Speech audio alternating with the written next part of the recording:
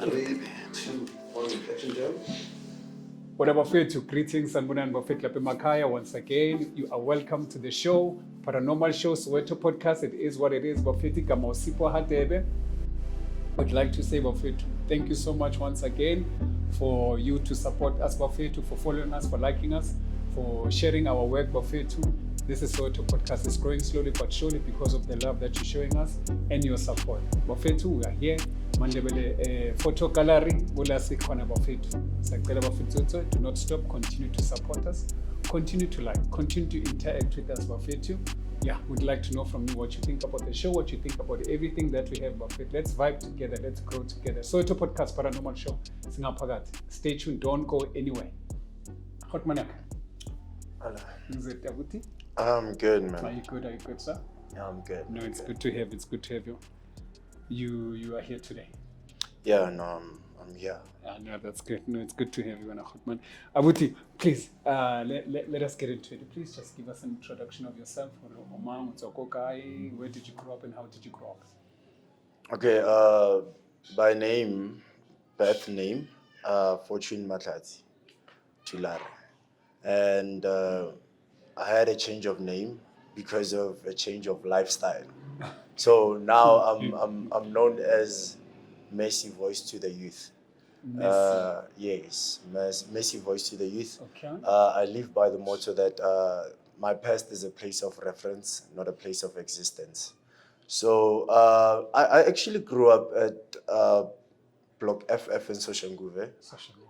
And I was this young, quiet, well, not in spaces of family members, but then like out there, I was an outcast. I actually labeled myself as an outcast because I didn't have a thing for friends or anything. I'd always just be by myself.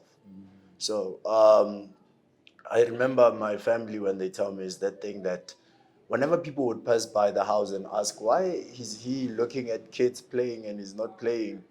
And my mom would always say, I don't know. And when they ask me, what's the problem? I'm like, I have stress. And you know, by that time I was young. Like, I think I was 5 or 6 years old. I didn't even know what I was talking about, but it sounded cool at the moment. Wow. So I wasn't much into friends. I don't have any childhood friends. Neither do I have any childhood memories. So like the only time I'd really come alive while I was still in my preschool years was like in drama classes. Yeah, that's when I would really like, stand out because I would have to live a life that's not mine. Like actually I'd have to be a different character. So I think even now, so there's some people who still don't understand me. I'm very quiet. The thing is, I'm very observant. I learn and I pay attention to details. So we grew up well in Block FF and everything was okay. But then there was a problem with the things that we were watching.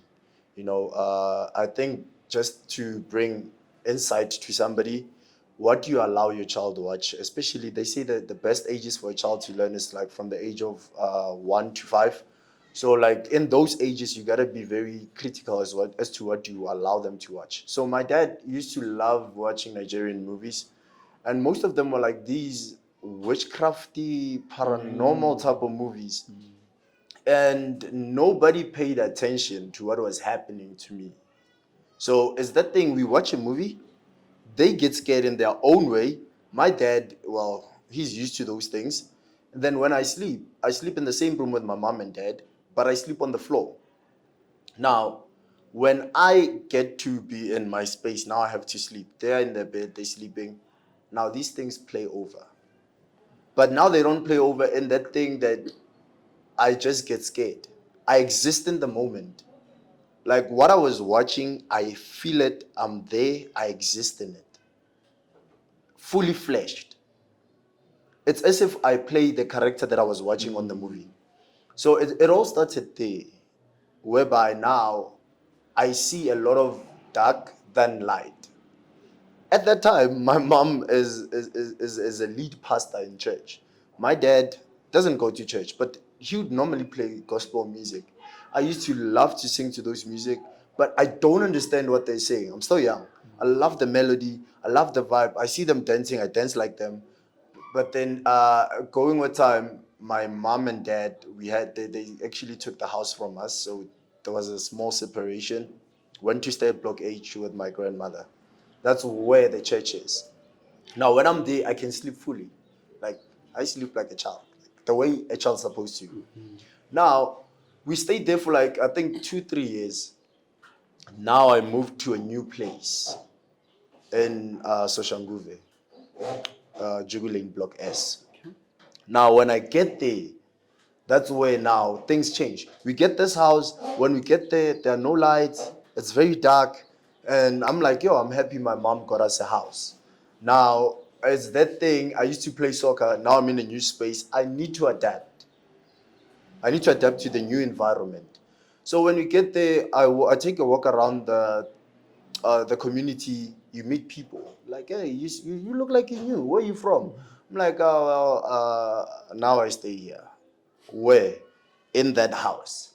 And now they give you this scary type of reply to ask you, wait, in that house? I'm like, yeah, in that house. Like, okay, enjoy. So now I get to ask myself, what is the hype around the house? The house has not been sold for so long and we bought the house. I thought it's a good thing. So now we get into the house. And when we get there, I remember the first, it was around 2010, the first encounter in that house. We had these bunk beds, these, yeah. So I used to love sleeping at the top because I always told them I'm a king, so I want to stay at the top. So I'd sleep there. But there was this time my mom came running into the room and was like, I want everybody to come to that room. And it got quiet. Just to find out there was this huge creature that was walking around the yard. You could only see the shadow of it.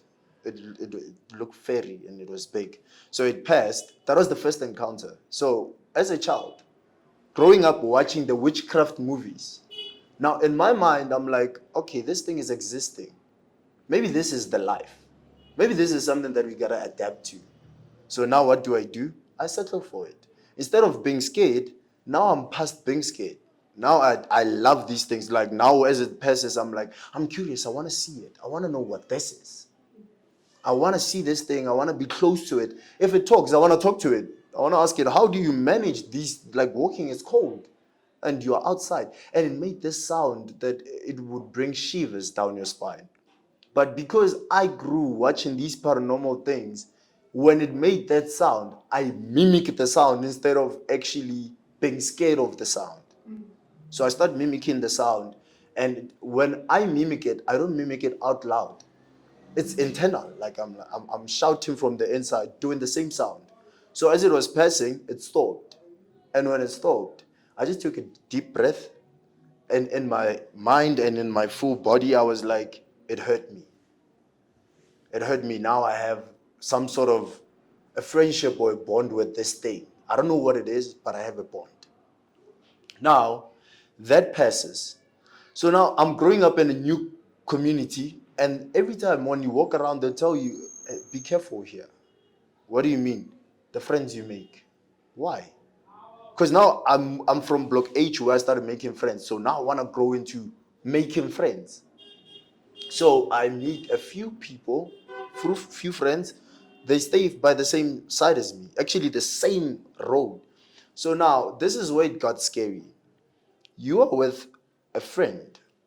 You're having a standard conversation. How was your night? Oh, my night was good. And then the child is like, yo, yesterday I couldn't sleep. Why?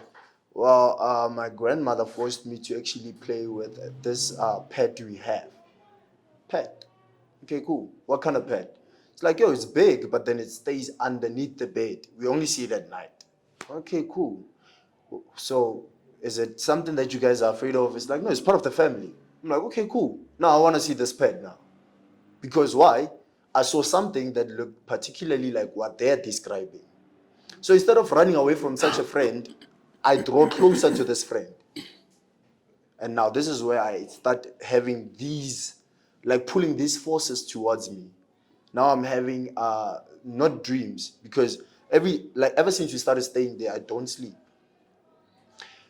I lay down, you look at me, I'm sleeping. but my mind is idling. My eyes are seeing a different world where I see certain things.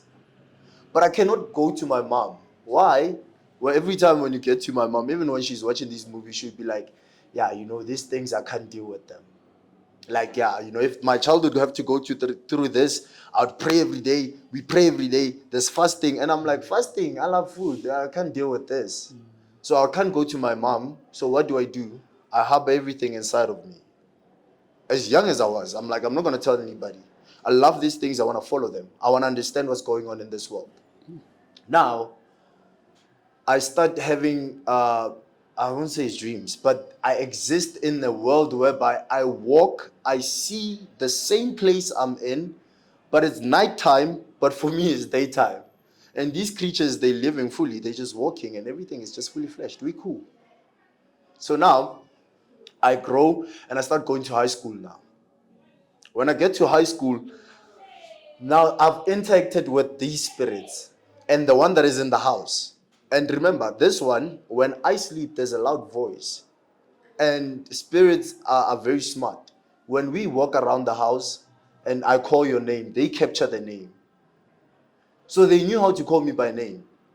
But because I never grew up in a place where they teach us about culture and tradition and these things, they would always, I knew when I was out of that place, they would say, when you hear something call you at night, don't respond. I didn't know those things. So for me, it was cool. Like, who's calling me? Like, I'm like, okay, yeah, what's up? And then you look around, there's no one. So now I'm having these trances or these phases, and I'm encountering them by myself. I go to high school. When I get to high school, I get bullied on the first year. Like the full year, I was going there just to give people money. I was bullied. So now I want to get out of this space. But I know something that which people are afraid of. And this thing for me is a friend.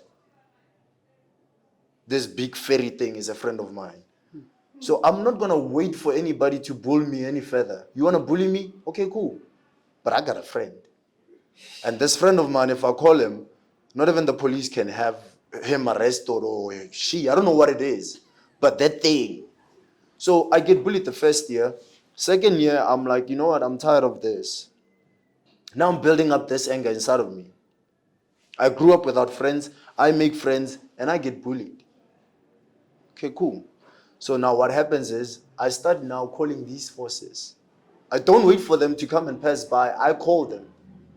So Ekasi, there was this saying. At first it was a saying.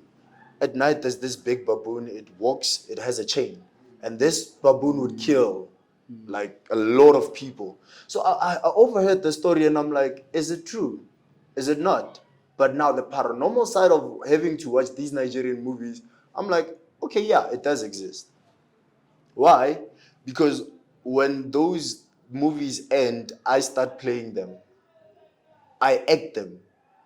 Basically, I could say I existed in that spiritual realm because they sleep, I look like I'm asleep, but I'm acting the whole movie all over again. And every time when the movie starts, I have a specific character that I want to choose. And if that character dies, in my mind, I'm like, I saw his mistake. That means I'm not going to die if I'm going to play this part. So now, the same baboon that always passes by, I'm sleeping. This time now, I'm starting to sleep outside the house. Before we get to outside the house, they're now making friends in the hood where they told me, be careful. I made friends with this group of girls. I love girls. I loved girls. So I make friends with this group of girls. Sometimes you don't really know what's happening behind closed doors. There are parents who are naughty and they use kids. So one of the friends was one who was used, apparently. So I was sleeping. In my mind, I'm sleeping. But this young girl came to fetch me at night. As I'm sleeping, I don't even remember that day what happened. As I'm speaking is what my mom told me. I was sleeping and she felt it because she's a prayer warrior. She can feel when bad energy is vibing. So I don't know how she woke up and then My room, her room, next door. She just opened the door and I was leaning over towards the window. I was actually going out with this lady. I don't even know where we were going, but I was going. Either we were going to fly and do whatever that we do and whatsoever, because when I sleep, I do those things. Do whatever character I'm playing in the dream or in the spiritual realm, I do those things. So now, my mom saw that. In the morning, she explains to me, I want you to move away from this person because this person did this and that. Yabo. Instead of me moving away, I actually was now being too close to this lady that I'm starting to date her. Now I'm fully exposed to these things. And in my same line, there's a variety. Like, I don't know how, but when I say this, it sounds bizarre, but it's true. The people who function with cats, the people who function with monkeys, and we have people who function with snakes and rats. So it's 4 things in one line. And rats as well. And rats as well. So in one line. So I'll encounter these things. When you see a rat and you're like, and it doesn't run, it actually looks at you. And with me, I'm like, okay, cool. They said they function with rats. Let's see what rat can do. Now I'm leaning over to give myself fully to these forces. That's what I used to do. And with that, it starts with the lady coming to fetch me. We move from the lady. I know about the monkey. Now it comes the encounter of what? The snake. Which this one I heard by somebody in the hood. I was supposed to not be here today. In a sense that one of the people in the hood, these people can foresee your gifts. They can foresee what you can become. And the best time to actually kill a king is when it's still an infant, because it doesn't realize its power. So this is what they wanted to do. They wanted to take me out before I could be a threat in the community for them. So there was a point.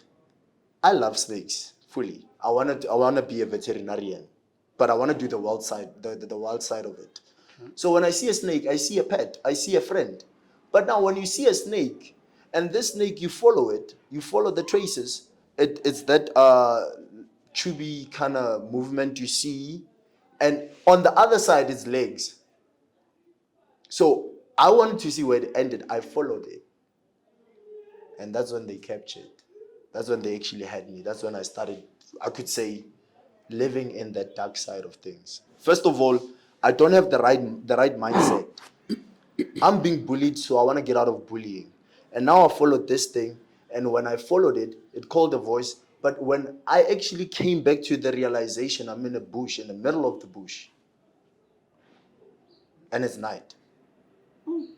So now I have to walk back home. But when walking back home, something says, you got it now. You got it now. Okay, I got it. What do I have? I get to school.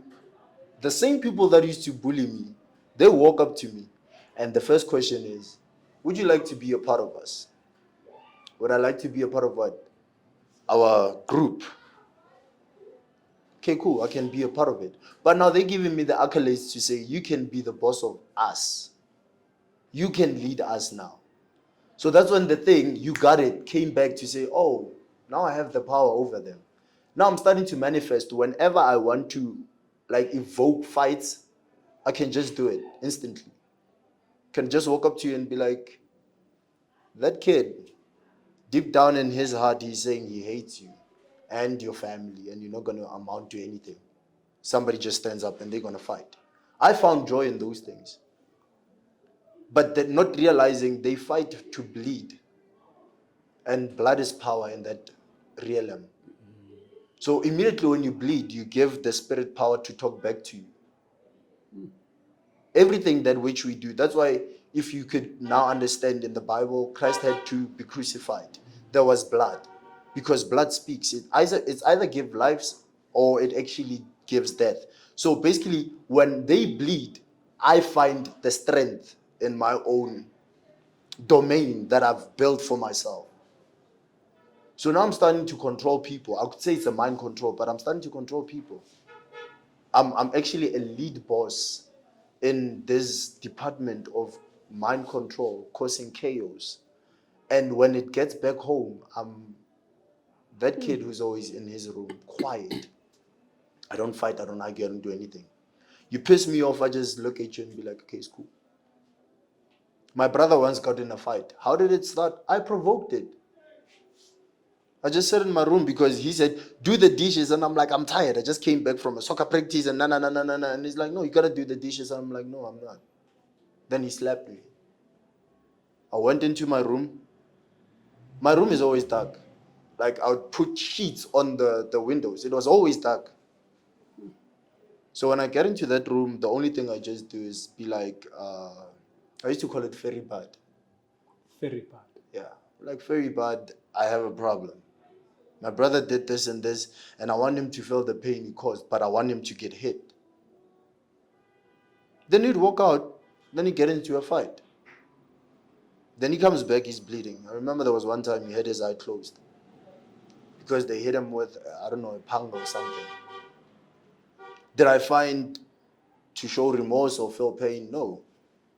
Because I was deep into this thing that I've got this spirit in me. So in the house, there was this spirit. I'd say it's a ghost. It manifested in the house.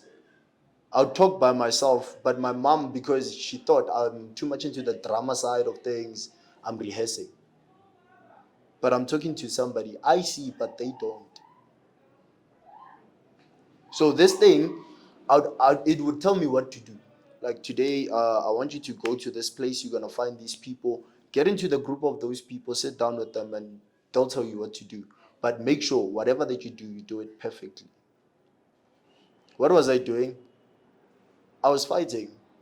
And in all these fights, I got stabbed. And the day I got stabbed was when I got the higher ranks because I did it deliberately. Sold myself to get stabbed. When my blood poured out, I didn't even go to the hospital. Even today, I look at the scar, I'm like, wow. Because I got stabbed, I came back around 4 in the morning. I didn't even go to school the following day. I came back. When mom left for work, I got in the house. I take a teaspoon, I put it on the stove until it gets hot. Then I just sealed myself with it. The pain and everything is what brought me great joy. Because of the spirit I was hovering inside. These all paranormal things. And these people who would fly at night and do all those things, yeah, well, in our yard, we had this big mango tree. It had a lot of like a dark shade. So they would sometimes meet there. And instead of me sleeping, I'd walk out. Because it's about time. At night. At night. It's about time. Then I go there, I sit down. You can see them, you can hear them, but you can't touch them.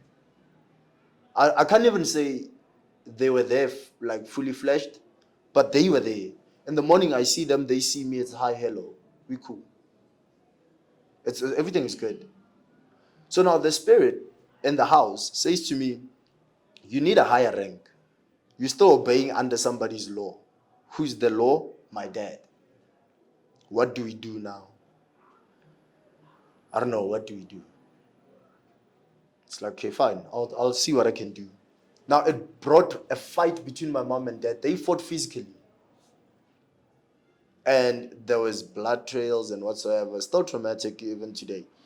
And when my dad left, now I had all the power. I'm the man of the house. I'm left with my mom. My brother's left the house because he had his own family to lead. Now I'm with my mom. And this thing kept on saying, you're the man of the house. Now, whatever you say goes. She's just a woman. Okay, cool. Now I'm fully into this thing now. When I go to school, there was, I remember there was this prophet. I'll never forget her name. May her soul rest in peace. Mem Khatusi. So that prophet would always walk up to me and ask me questions like, do you know who you are? No, I don't know. It's like, you have a gift. And I'm like, okay, the only gift I've got is my fur body. That's the only gift I've got because that's how I got out of bullying and I started being relevant in the hood. I'm known now. Why? I always get into trouble, and it felt good. I'm always causing people to bleed. There's little blood. It doesn't have to be a lot. Because every time I'm ordered, you gotta bring in something on the table. What's that? Blood. And I'd be honest, sometimes you wake up in the middle of the night and I'd be thirsty. Not that I was sleeping. I know where I was. I was fighting, I was going, and whether there was blood, but I'm thirsty. I drink water and I'm still thirsty. Now it's in a sense that I'm thinking, maybe now it's about time. Maybe I have to drink something, a bit thicker. So now I'm being led by all these spirits. So Umar Khatusi used to pray for people. And she'd walk into the room. When she walks in, I walk out. When she comes in, like, there's this thing you can feel when there's a spirit that is higher than your power. When she comes up the stairs, I can feel there's a weight on my shoulders. Now I need to leave this place. I start shaking and I start feeling like I'm in a bit of fire or a nest where I'm trapped, and I just gotta get out of here. So I stand up and I leave. Teachers be like, "Where are you going?" I'm like, "Don't talk to me." Even if you could go to my school now, they'll tell you all the stories. So I just stand up and I leave. She gets in, she prays, but every time she'd say, "The person I'm looking for is not in the room." So going to high school, I meet up with this friend of mine now. Now this friend of mine is not into the things I'm into. I'm into more of, I would say, spiritually and witchcrafty kind of things. But now he's deep into the forces, like those devil worshipping things. So now he tells me a little secret. It's like, "Hey, yo, bro, I see what you're doing, and we've noticed you." I'm like, "Who's we?" It's like, "Never mind. Can I be your friend?" I'm like, "Okay, cool, you can be my friend." So we become friends. After school, he's like, "I gotta take you somewhere." So we walk. There's this place called Block MM.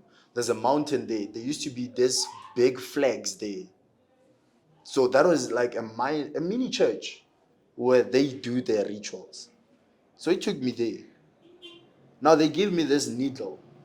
They told me, "Take the needle, put it in the toilet in the boys' toilet restroom, and this is how you're gonna be initiated." Now I take the needle, I go with it home, but I'm going to a house of a person who's a worshipper. I lost the needle, and now because I didn't know what was happening, my life was in threats now. Every now and then when I sleep, these voices are loud. It's like a roaring lion. They would always say, "You messed up, and we're coming for you. You messed up, we're coming for you." It's okay, cool. You coming for me? How? In which way? Because why? Those Nigerian movies, they too fictional to a point that everything that happens, you think is gonna end the same way. How did that guy get out? Well, he found God and then he was saved, but others, they died. And again, I won't die. Why? Because I know how what mistake he made, and I'm gonna get out of it. So now dad is out the house, mom is left with me. Mom is having trouble every now and then. Police would come, they fetch me. "You got involved into a fight.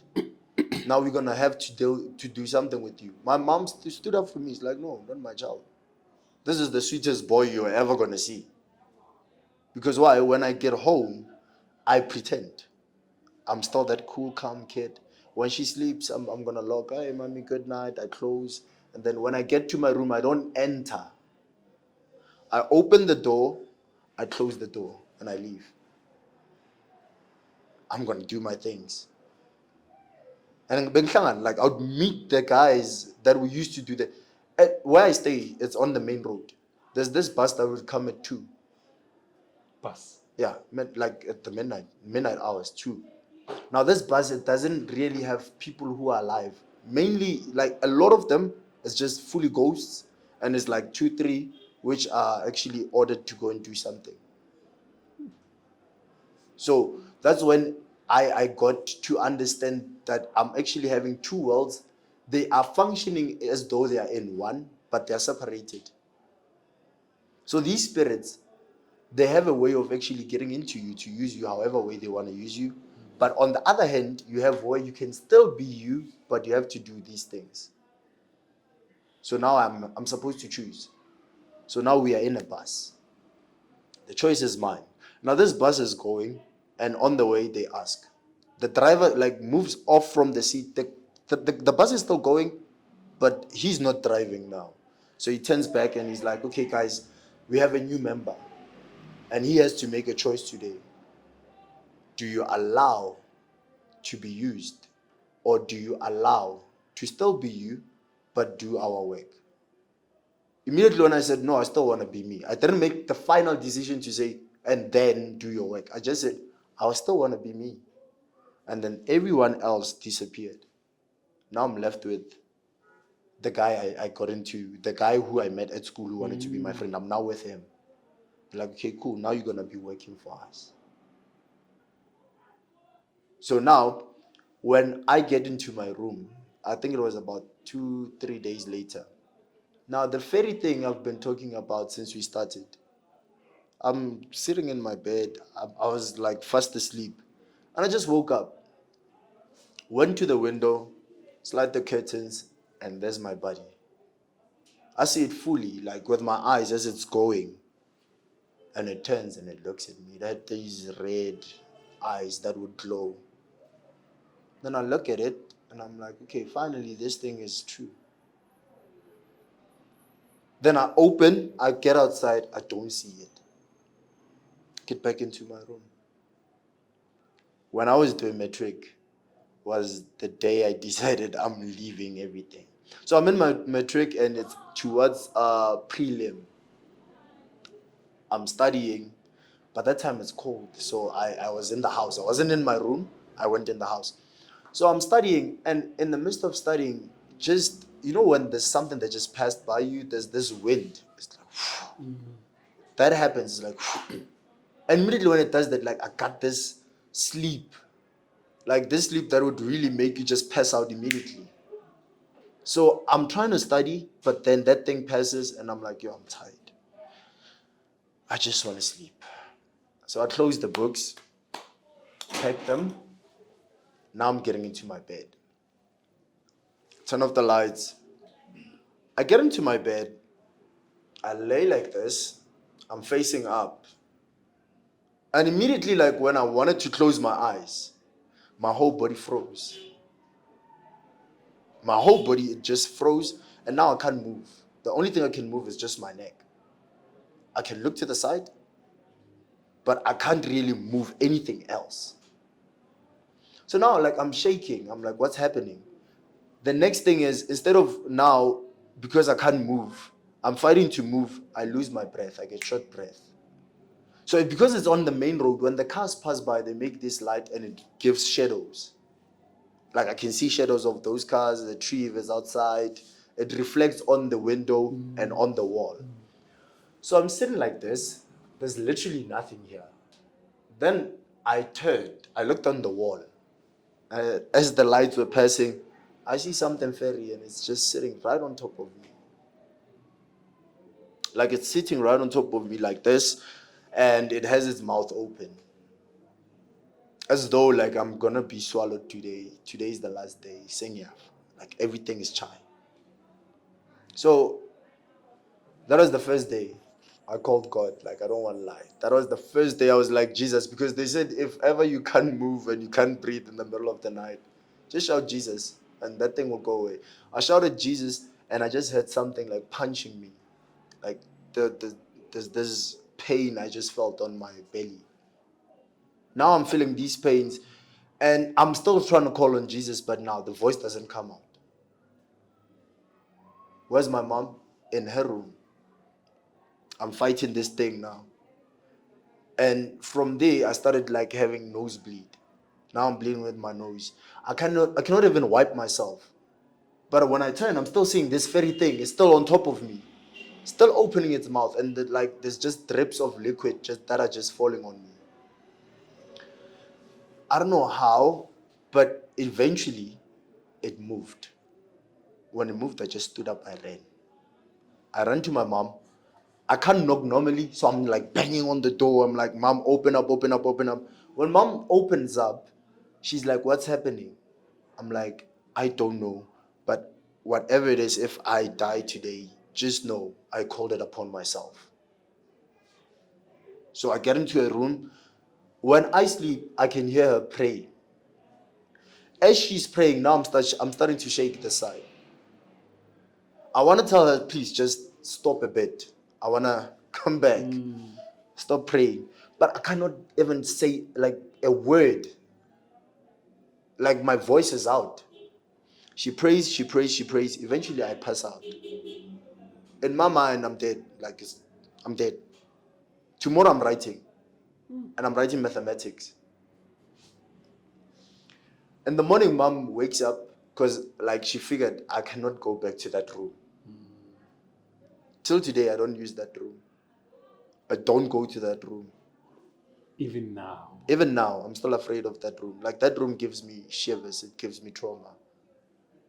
Because in that room, that's why I started watching pornography. In that room, that's when I started planning on having to do groups of that we're gonna attack kids, we're gonna fight. In that room, it's where I started actually like sexual things, like having to be sexually active. In that room, everything changed in that particular room. Remember what I didn't mention, when we got to the house, that room wasn't finished. Whoever was building that house left it with an open roof, and it didn't have windows and whatsoever. So when we got there, when we extended the house, mom fully built that room. When it was finished, I chose that room without anybody having to say, do you? I was like, no, I want that room. Can't do. Wherever I was taking myself is into that spirit where it actually maybe stays or whatsoever. So in the morning, mom went to fetch my uniform, brought it to her room. Now, when I wake up, I want to wear to prepare myself to go to school. And then everything just went dark. Like immediately when I stood and faced the passage, because it's like, it's my mom's room, it's a room this side, it's a passage. When you turn, that's the room. Then it's the kitchen. So when I faced the passage, everything turned dark. Now I cannot see. I'm left by myself, my mom's at work. I have to write today. I have to go and write. So when everything turned dark, it's me crawling and doing all those things, then I collapsed until mom came back from work. Then when she got in, she woke me, and when I woke up, I started bleeding again. And then mom was like, no, this is not proper. What do we do with such a thing? Then she called the pastors, came in, they prayed, and for that period, I didn't have any complications. I thought it was over. But now I'm done with this very friend of mine. I'm now having to deal with the friends I made who were into their family witchcraft stuff. So now I'm being attacked by cats. I'm done with that one. I failed my matric. Till today, like I haven't recovered. Like I make living by the gift that I was told I have, which is actually speaking to the youth. Host events and do this. That's what I do for a living. That's what I'm saying. My past is a place of reference. Everything I've done, I just go back to it and say, if you want to succeed in life, don't do that because I've done it. I reference to that, but I don't exist in that space anymore. If anybody wants to judge me, let them judge me on what I'm doing now, not what I did in the past. So now, the cats. Now I'm starting to deal with cats. We had a cat in the house. It died mysteriously. But every now and then I'd see it crossing the road. Where is it crossing to? There's this big tree, amarula tree. You know how big those amarula trees are? It's facing the room, directly the room that I used to sleep in, the one that I'm afraid of. It faces it directly. When I saw that fairy friend of mine pass by, he was passing by that tree and disappeared on that tree, the cat would go to that tree. Cross the road, go to that tree. So basically now I'm like, okay, cats, okay, whatsoever. Then one night I'm sleeping and the ground just shakes. And when I hear the ground shake, I'm like, here we go again. My fairy friend is coming for me again. Just if I know it's not the fairy friend. Now I'm dealing with something far sinister than that. Now, when my brother calls, it's like I hear something on the outside. I'm like, I heard it too. He opens, he goes outside. There's a cat, a black cat with a very big head, abnormal head. Like it was big. I would say it looked like a puma, if I'm not mistaken. It was big, black, and it was gushing out this white saliva acidic thing. Underneath the head is my t-shirt, the one I used to love to wear, and the underwear of my niece. They're underneath the head, and that saliva is like pouring on top of them. So now we go outside. My mom is like, I had a dream.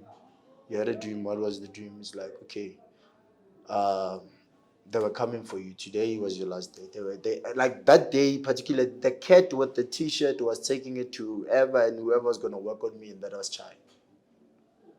How did it get in the house? I don't know. Because the funny thing is that t-shirt I wore it when I went to practice. I took a bath and I put it on the bed. Then I slept. But the t-shirt was outside with the cat.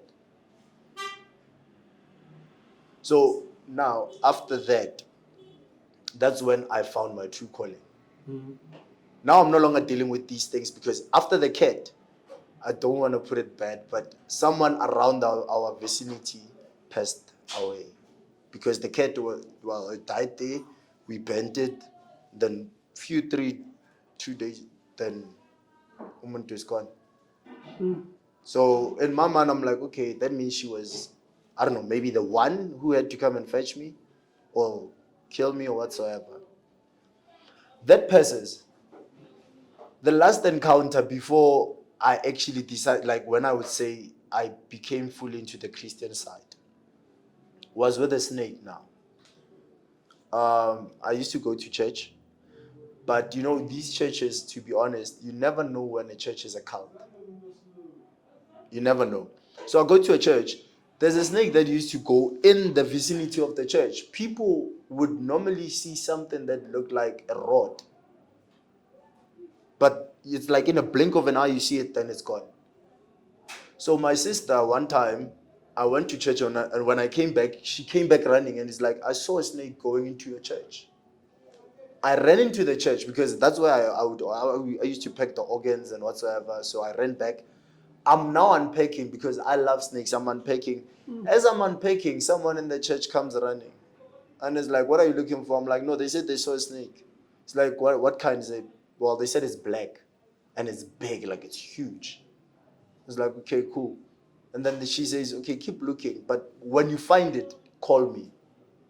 So I look, and apparently I just find this garden snake, the brown one.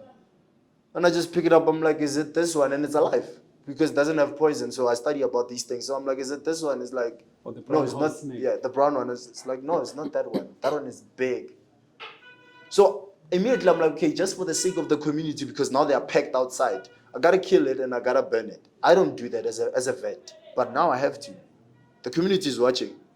It's gonna portray a different story. I take it as I'm about to burn it. The same person comes running. He's like, I told you to show me it. Which one is it? And I'm like, no, it's this one. He's like, oh, it's fine. It's fine. What do you mean? He's like, no, it's fine. You can proceed. So that is not the snake that which they are used to that manifest in the church. They use it for their own things in the church. So the snake I found is not the one that they use. So then I left church altogether. Then with the going of time, my mom was like, I'm going to invite you to my church. Then that's when I'd say, I found God. I found the true meaning of differentiating. I think what messed me up was growing up watching too much of paranormal things. Because now I believed these people, they would have money. These people, they have this, they have that. I want that for myself. I don't have friends and I don't want friends. So if I have all these things, people are going to come running to me. What is the best way to attract people? Is if you have, then they come begging to you. So I initiated myself. No one taught me about those things. No one told me about. I just went in by myself to say, this is what I want. Because of a movie, I'll never forget the name, Untold Story. wherever in that movie, when everyone is like, when everyone dies who's in the dark side, this devil, this leader, the boss, leaves a Bible scripture with them. Like, it writes the Bible scripture on their skin. And that is how I pictured my death to be like. Say, I'm going to die with the scripture, but I don't know which way. So I lived through the phases of understanding. You come to the world, you get your first name. Your first name is going to be the name that your parents gave you. That's your first name. Then you're going to find the world name, the worldly name. No one is not a sinner. If you're not a sinner, cast your first stone. So you're going to come, you're going to get the name that which is going to be proving that you did commit sin and you are off the world. I have a name that I was being called by. They used to call me Lucy. Lucy. Well, short for Lucifer. But then, yeah, they used to call me Lucy. I enjoyed that because I was a king to everyone I was leading. But where was I leading them to? So I got the name in the world. Now I have my permanent name, which is the one that I pride myself with, Mercy. Mercy. That's the name now that I pride myself with. Because I was once Saul, now I'm Paul. I had to go through the phases. It wasn't easy, to be honest. Like, to leave that world is not easy. That's why now I live by too many codes. Too many codes. Like, for example, I'd have to tell my friends to say, some of us, we do things because we want to hurt our parents. That's one thing I've realized. Why do kids get to initiate themselves into these dark forces? Is if you ask them, well, my mom does not give me enough attention. Well, my dad does this and that. Well, I saw my dad do this and that. And the truth is, you might be born looking like your mommy or your daddy, but you're going to die looking like your decisions. So who are you to say you want to hurt your parents? If you smoke drugs, at the end of the day, who gets hurt?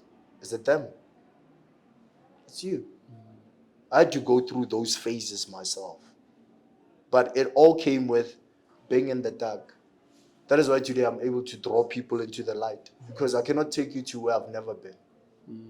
So because I've been in the dark, to take you to the light is quite easy, because I'll give you all the dynamics. So this is, well, the changed version of who I am. My teachers, even today, they don't believe. Really? They don't. I used to stand against having church. You know those RCLs things that they have church in schools? They don't want those things. I used to make school like my small prison. And I would be the leader. I call the shots. You want to make church? What did you come to school for? For learning. What does church have to do with that? So we can't have that here. You make church, we rode in. And when we get in, you have food on the table, we're going to eat the food. We're just going to cause chaos, and then you guys leave the room. Then there's no church. But towards the last days of my matric, I was, well, the one who was leading the church. But can I ask this question? Maybe this will then help us, especially parents that were questioning the issue of why was praying banned in schools. Now, this is my question. Meaning the dark forces influence the leaders who, wherever the decision, maybe let me say the Department of Education, because I believe that's where it came from. Yeah. So could it be that they influence those who were in the higher powers to say, as from now, whatever reasoning that they gave them, it was not because of the reasoning, or no, we must respect other people's beliefs, or so we are going to infringe them. So basically, was this thing from the world of darkness that and to influence them to take that decision? I'll be honest, what I'm going to say now, probably some people might want to argue with it. Some might even, want to crucify me for it. But I'm ready. Jesus Christ was crucified as well. The truth is, there's this thing that they're building, this new world order. The new world order is the 10-point power plan that which they're putting up, the government. Yes. And this 10-point power plan is just to take God out of the society. Simple. Eliminate God out of everything. That is why even now you can open a school book and it still have the signs of the Illuminati and whatsoever, because now they're promoting those things. Take God out of the society, kill a nation. What is the best way to make sure that we don't have growth in society or in a country? You kill the youth. Abantu abadala, they've passed that stage whereby they can bring change. We are the change that we are waiting for in the world. So if they take us out of the equation, that means we won't have a proper world that is functional. So the best way they do, they kill a king while he's still an infant. So ban out praying at school. Why? Because these forces, they don't come with a platform where they want to preach. They manifest spiritually. So if now there's no praying, they can really move in swiftly and take whoever they want to take and lead it, whoever they want to lead to wherever they want to lead them. So the whole government is actually playing a part in growing everything that we're seeing the youth being today. And I don't blame the youth. That's why I reach out too much to them, because the higher powers are the ones who are actually failing us. We can't blame the kids at school. If they say no praying at school, basically, I think as teachers, it's your responsibility. You know what you face in schools. When you have time for assembly and you don't have assembly, you're giving us time to go and smoke. You're giving us time to go and plot whatever that we want to plot. You're giving us time to say, as an agent of darkness, I can whisper something into you. The Bible says, faith cometh by hearing, which is hearing the word of God. But it says cometh by hearing and puts a comma, meaning you have a choice to choose on what you want to hear. So if I am going to pump you up and tell you about music and tell you, and remember, the devil himself, Lucifer, was an angel in heaven and he used to be a singer. Okay. So he's fully fledged into this industry. He understands it better than anybody. That is why if you want to know how many kids want to sell their souls for fame, check in the music industry. Everyone in the youth want to be famous, but for what? Fame without proper grounds would always lead you to flames. But do we know? We don't. Because now the society says no praying. So if I don't pray, what am I left with? Let's gossip about what that artist was doing. Did you see? They say who and Doja Cat did this. Did you see what she was wearing? And now you're going to Google those things and you feed on them. What you feed too much, you become. This is what is happening to us. So the higher powers, yeah, they do play a major role. So why are parents not protesting all of this? Why are we sitting back and being quiet?